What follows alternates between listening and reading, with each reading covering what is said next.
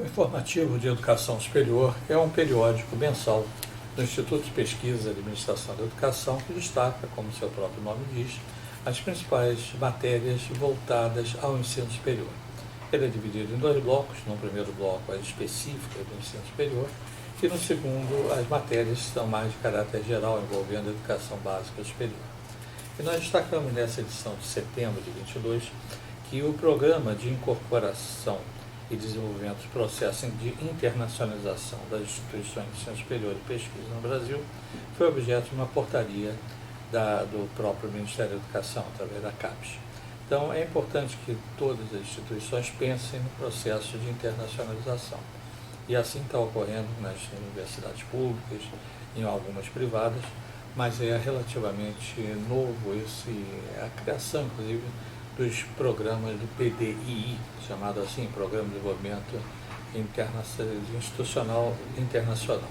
Algumas instituições já possuem e nós temos realmente a perspectiva de um crescimento maior do processo de internacionalização das instituições, incentivado inclusive por essa portaria 175, que foi de 29 de agosto, mas publicada em setembro.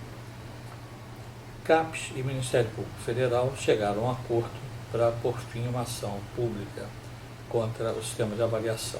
Existe, inclusive, uma outra ação também para a parte dos periódicos, mas o que nós temos aí é um acordo firmado entre a CAPES e o Ministério Público, e isso aí permitiu a divulgação dos resultados de avaliação que estavam travados por decisão judicial. Mas isso põe fim a uma batalha judicial, que não é bom, mas que realmente estava sendo travada pelo Ministério Público e a CAPES. Resultado do conceito ENADE do indicador diferença entre os desempenhos, chamado IDD, referente a 2021, foi divulgado. A portaria 413, de 12 de setembro, do INEP, divulgou o resultado dos conceitos ENADE e indicador, que são fundamentalmente importantes para que as instituições possam ter a avaliação e a evolução dos seus processos. Uma outra portaria ministerial, a 668, de 14 de setembro, definiu um grupo para definir as normas de regulamentação para a oferta de cursos de Direito, Odonto, Psicologia e Enfermagem na modalidade de distância.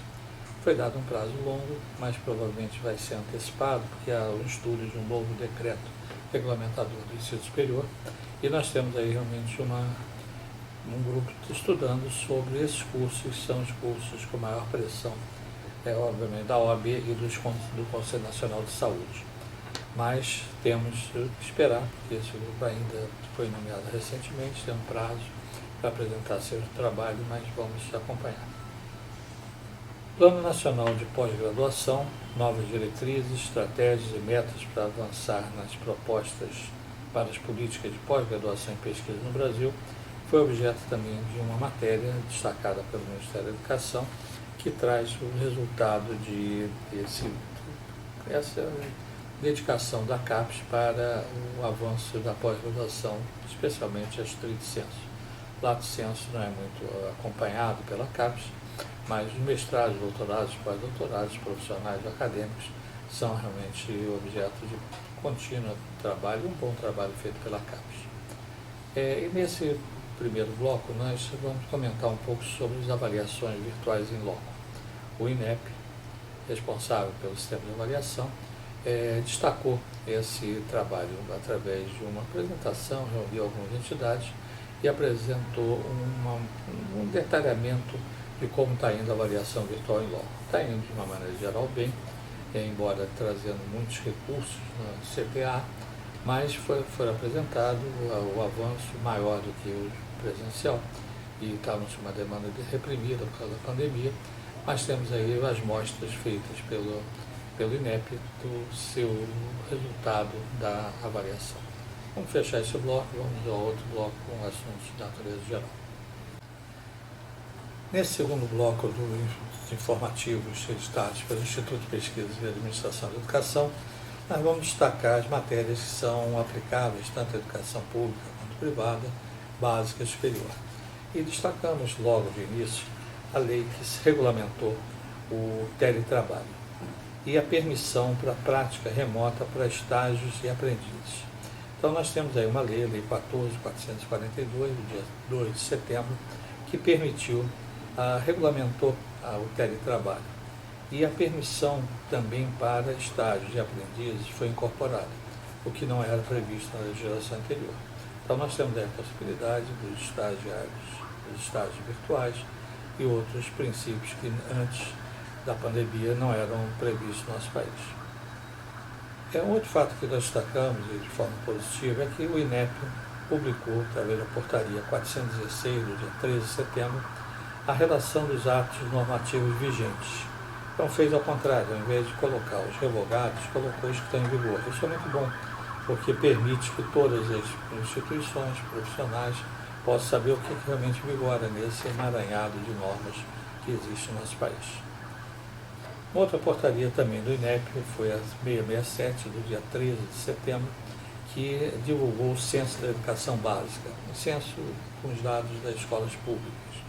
Permite que as prefeituras e estados revejam para ter uma forma preliminar sempre divulgada e temos realmente esses números ocupando grande página de Diário Oficial da União, mas por município destacando a quantidade de alunos em todos os segmentos.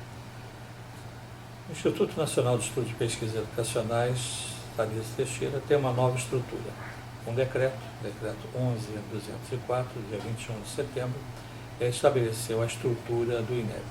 É importante que observe que há algumas mudanças não substanciais, mas são mudanças que permitem uma prática talvez um pouco melhor. Escolha de nomeação dos membros do Conselho Nacional de Educação, Câmara Básica Superior, foi objeto também de uma portaria 695, que divulgou o nome dos candidatos. E vamos aí aguardar a nomeação que deverá ocorrer em outubro, mais tardar começo de novembro, com os membros novos que integrarão as câmaras de educação básica superior. Por falar em Conselho Nacional de Educação, registramos a realização da sessão de setembro, que foi uma sessão presencial, realizada na sede do Conselho em Brasília, e que analisou processos de educação básica superior. Nós tivemos a reunião presencial, que anteriormente tinha sido só virtual, mas temos já uma retomada de reuniões presenciais. Em setembro foi isso que aconteceu.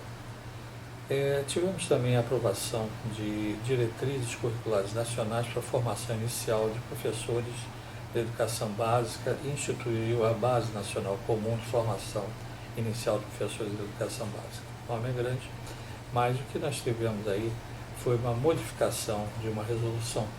Tivemos antes uma resolução e tínhamos uma alteração e temos agora uma nova alteração pela resolução número 2, na verdade uma resolução que modificou o número 2 do Conselho Nacional de Educação. Então nós temos aí o entendimento, alguns detalhes na formação de professores que foram objetos dessas análises feitas pelo Conselho Nacional de Educação.